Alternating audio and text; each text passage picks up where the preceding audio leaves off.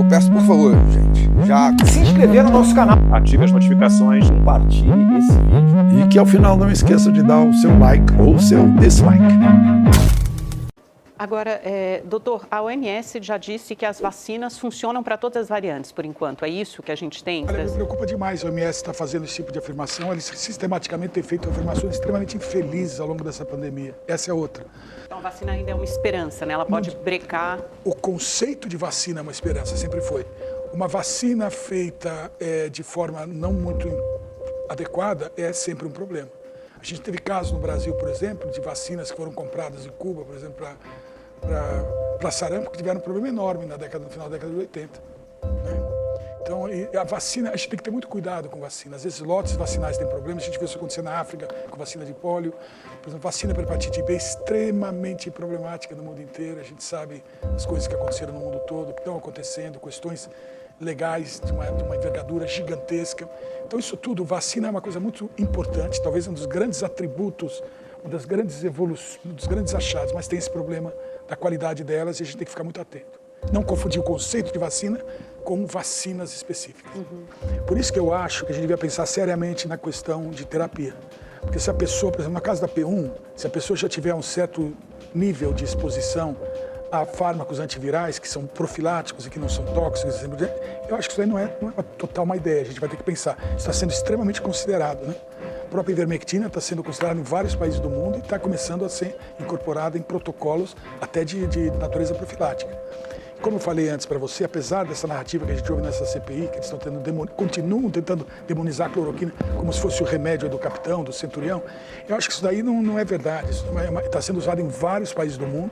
Como eu falei para vocês, é só vocês olharem. Vocês olharem os protocolos que estão sendo divulgados lá para educar essa comunidade de senadores que está muito ávida de demonizar remédios. Eles estão sendo educados, eles estão recebendo essa informação. Se não leem e continuam repetindo a mesma narrativa, ou é falta de inteligência ou é má intenção. Porque a evidência está sendo colocada claramente de todos os países que estão usando esses protocolos. O último protocolo de Cuba saiu agora em março desse ano. E ao mesmo tempo, você está vendo o dado de mortalidade por milhão, o case fatality rate, muito reduzido nos locais. Mas o Brasil já usa bastante, né, Não, doutor? Não usa bastante. Muito contrário, Amanda. Extremamente difícil. Disseminado. Não usa bastante. Altamente disseminado, não. Infelizmente, se você vê o que acontece com os milhares de médicos que estão usando isso, eles estão sendo perseguidos, neutralizados, expulsos de trabalho, hostilizados, acusados, vários desses tentando se matar.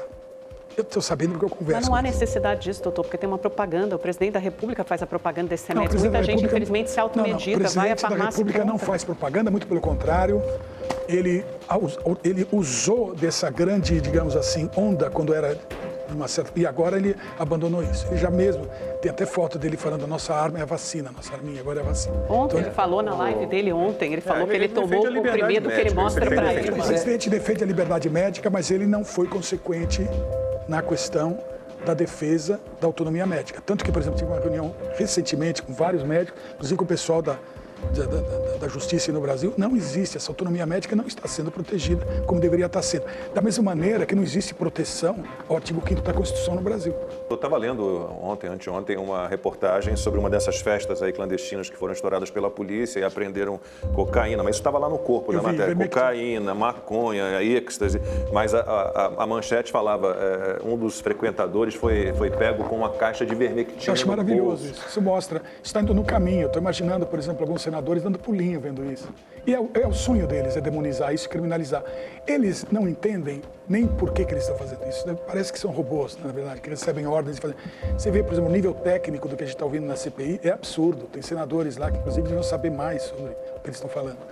E é terrível isso. Quer dizer, eles estão, de fato, externalizando de forma grotesca e publicamente toda essa estratégia de repressão. Veja, aqui não é o problema de ser contra ou a favor do Bolsonaro. É a mesma coisa que está acontecendo com meus colegas na Holanda, na Itália, nos Estados doutora, há senadores Unidos, que são Canadá. Médicos lá e contestam também esses medicamentos. E outros médicos que foram depor, o doutor Barra Torres da Anvisa, o Mandetta, outros médicos, o próprio Nelson Taix também depuseram contra esses remédios. O que eles estão depondo contra é irrelevante em função do fato. Veja, o negócio da carteirada, você fala que eu sou Taix, eu sou isso, sou aquilo, não muda o fato de que em 20 e tantos países isso é usado e que todos os países que estão fazendo tratamento têm uma mortalidade baixa por milhão. não muda isso. Eu não acredito nessa narrativa que continua independente do fato. Mais ou menos o que a gente estava ouvindo o Josias falar, essa coisa da imposição, né? A narrativa substitui o fato. A gente está vivendo uma época louquíssima. Eu nunca vi isso na minha vida. Em qualquer outra circunstância, inclusive nas epidemias de chikungunya e zika, essas moléculas eram usadas e por outras administrações que hoje se dizem incríveis, estão tentando voltar ao poder, isso era usado, era estratégia. Eu participei desse período, eu lembro disso. Inclusive porque essas moléculas não afetam fetos e eram bons, eram indicadas na contenção, por exemplo, de microcefalia. E a questão seríssima que você tem, um dos aspectos fundamentais do chikungunya é a incapacitação causada por uma reação reumatológica poderosíssima, também muito bem tratada normalmente, há 70 anos, com hidroxicloroquina. Então veja, eu estou falando uma palavra que eu não posso mais dizer. Eu falei a palavra hidroxicloroquina, vou ter sido neutralizado, processo na USP em cima disso. Uma bagunça enorme por causa de uma palavra de uma molécula usada sobre o nome de uma molécula usada há 70 anos. Por que continuar com essa narrativa quando a gente vê o mundo inteiro se dando bem nos lugares que isso é feito? Por exemplo, você pega na Suíça, na época que saiu o trabalho que depois foi mostrado falso, ele foi rejeitado do Lancet, na época, a Suíça é a capital ali da OMS.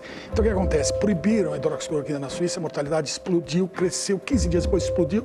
Depois, quando o trabalho do Lancet foi mostrado ser um trabalho fabricado e falso, e foi retirado, e aí a OMS teve que consentir que isso pudesse voltar a ser, reduziu a mortalidade. Quer um experimento melhor do que esse, Amanda? Nenhum desses países usa cloroquina, nenhum dos países desenvolvidos. Eu já falei, você está repetindo de uma maneira robótica. Não é robótica. 20 países existem os protocolos. E os outros 150? Está na mão, esse é o documento que foi apresentado na CPI, e são os protocolos de nações que estão utilizando, são mais de 20. E nessas 20 nações, pega, por exemplo, os municípios aqui no Brasil que estão usando tratamento precoce. Vocês trouxeram o Cássio Prado aqui? Falamos de Porto Seguro, falamos de...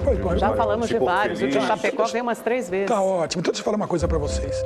Está sendo feito um arrazoado da mortalidade por milhão nesses locais. Você sabia que a mortalidade por milhão em todos os municípios do Brasil que utilizam tratamento precoce é quase 3 vezes mais baixo do que a média dos outros? Isso não é importante, Amanda? Cá entre nós. Você é a favor da vida ou não? Eu não vi esse trabalho. Você não viu esse trabalho? Então procure, porque esses dados... Não posso a gente vê o que opinar. a gente vê o que a gente quer, o que a gente pode olhar. No caso, você pode olhar esses dados. Você pode ir lá em Porto Feliz, você pode ver o que está acontecendo. Você pode visitar a Prevent Senior aqui em São Paulo e conversar com eles. Eles já trataram mais de 2 dezenas de milhares de pessoas. Então, cadê esses resultados? Por que vocês não vão olhar isso?